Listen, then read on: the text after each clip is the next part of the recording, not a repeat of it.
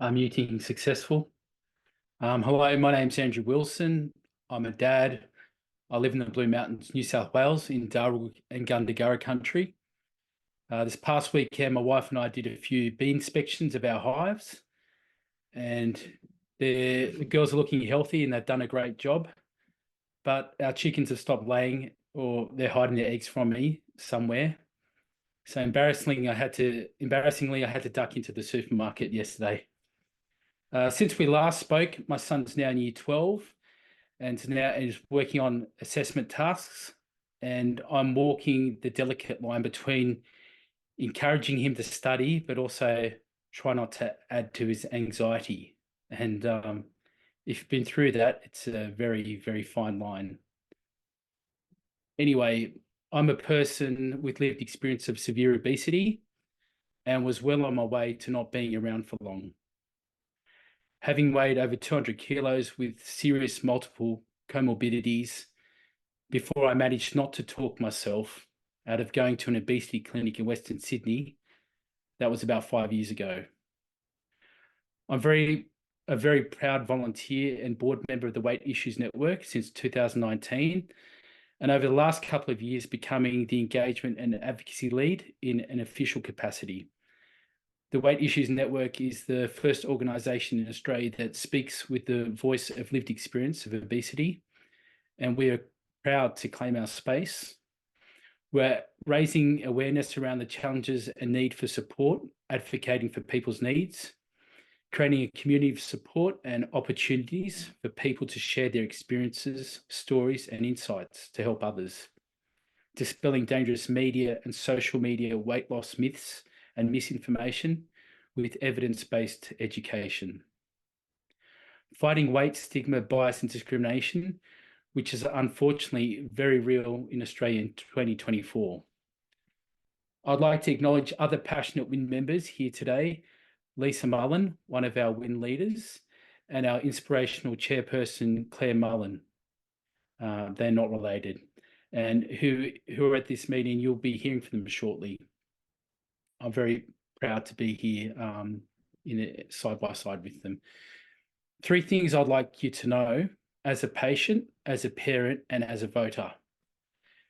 As a patient, I wasted many years trying to find my own solution for my obesity. I avoided the healthcare system after particularly stigmatizing meeting with a healthcare professional. Unfortunately, as a result of avoiding getting help, my weight and some of my comorbidities increased to chronic levels, and I went to some very dark places mentally. Eventually, getting help at the clinic I mentioned earlier, learning about my condition and losing some of the stigma, I was able to engage with treatments that were offered and began to build my life back.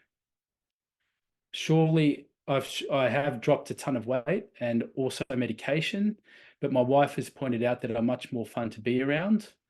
I'm a big part of my community and I'm not hiding anymore. But what I'm most grateful for is being present for my teenage son. He's in year 12 and I no longer have to waste my mental energy battling my obesity every day. I'm truly present, and at this very important and vulnerable point in his life, I'm grateful for this second chance.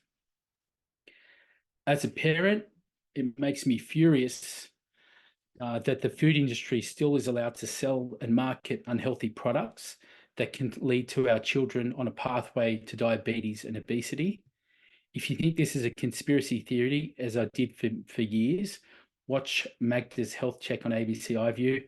A shout out to Jane Martin, who you'll be hearing from shortly. How can we allow the food industry and lobby to do this to our children? How can we even consider it? In years to come, we'll be looking back at this and also ultra-processed food as we do to the tobacco industry. Let's take action now. We've got a mandate. It's called the National Obesity Strategy.